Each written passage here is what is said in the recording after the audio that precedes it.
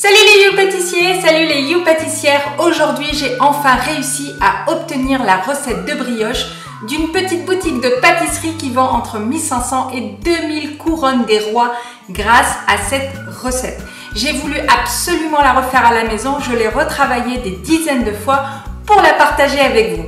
Alors si vous aimez les brioches aérées, légères, moelleuses et bien parfumées, surtout restez bien jusqu'à la fin de la vidéo, je vous donne tous les conseils pour réussir absolument cette brioche.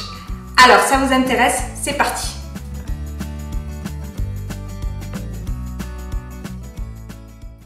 Pour cette recette, la veille, je prépare du tangzang pour remplacer un améliorant qu'utilisent les professionnels.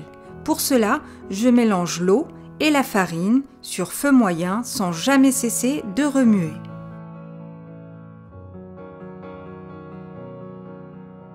Si vous n'avez pas de thermomètre, quand le mélange s'épaissit, je le débarrasse et je le mets au réfrigérateur après refroidissement toute une nuit pendant 12 heures. Le lendemain, je mets au fond de ma cuve la farine, le sel et la levure.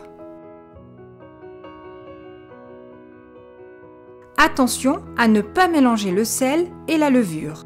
Puis, je mets le tangzang.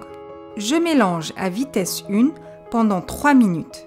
Mettez un chronomètre et respectez le timing. À 3 minutes, je mets les œufs, le zeste de citron, la fleur d'oranger, puis je passe à vitesse 2. À 4 minutes, je racle les bords de la cuve et je continue jusqu'à 20 minutes.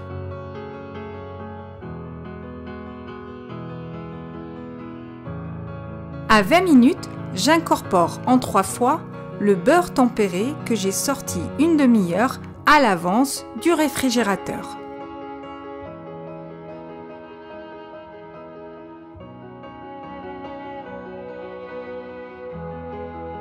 Je racle le fond de ma cuve.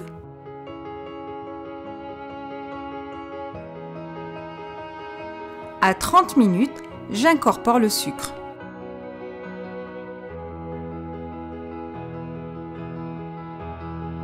À 40 minutes, je stoppe le pétrissage. Ma pâte est parfaitement lisse et très élastique.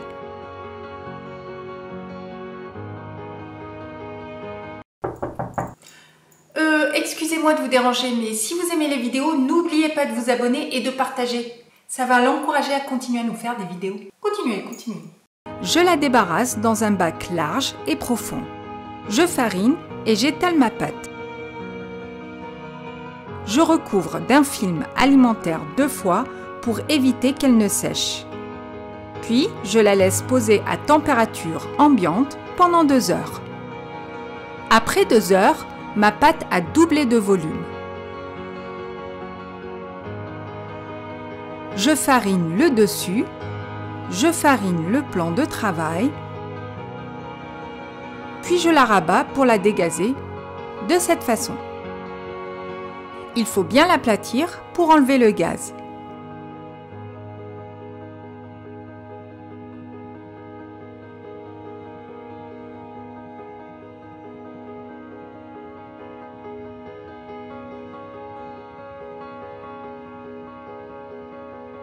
Je la remets dans le bac,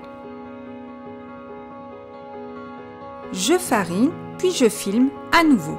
Je dépose au fond du four de l'eau chaude et j'allume le four seulement 10 secondes. Je laisse la pâte étuver 1h30 dans le four fermé et éteint. Après 1h30, je la laisse reposer au réfrigérateur toute une nuit pendant 12 heures.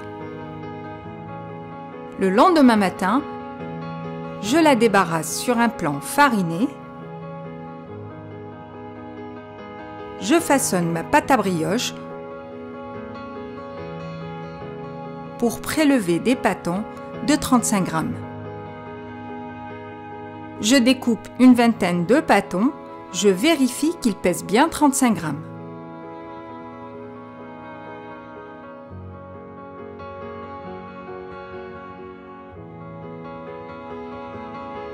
Puis je vais bouler chaque pâton en exerçant une légère pression avec la paume de ma main.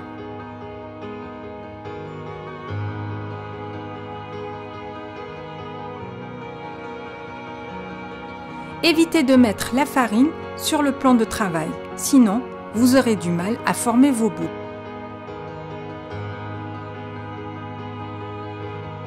Quand j'ai terminé, je les réserve 5 minutes au congélateur pour les former une deuxième fois quand la pâte sera bien froide. J'ai beurré et fariné le moule. Cette fois, mes pâtons de 35 grammes sont bien froids. Je vais les bouler une deuxième fois pour avoir une forme parfaite. Quand j'ai fini de tout déposer dans le moule, je les mets à étuver avec de l'eau chaude dans un four pendant 2 heures. Après 2 heures d'étuve, je badigeonne de dorure, œuf plus sucre plus eau, puis de sucre perlé, puis de sucre en poudre,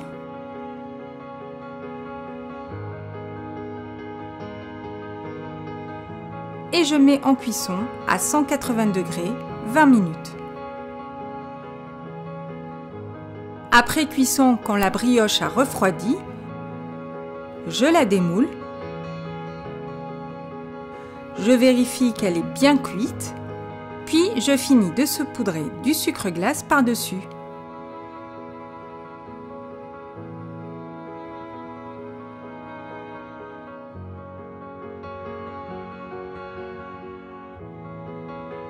Si vous avez bien suivi la recette, vous aurez une brioche souple, bien aérée, légère et parfumée. Bon appétit! Voilà, j'espère que vous avez aimé la vidéo. Surtout, n'oubliez pas de vous abonner et de partager. Vous pouvez également activer la petite cloche de notification pour continuer à recevoir mes vidéos. Alors, pour réussir cette recette, si vous achetez de la farine, prenez de la T45, évitez la farine fluide, vous n'aurez pas le même résultat. Mettez un chronomètre et respectez bien le timing et les temps de repos. N'allumez pas votre four pour étuver la brioche, vous risquez de tuer la levure.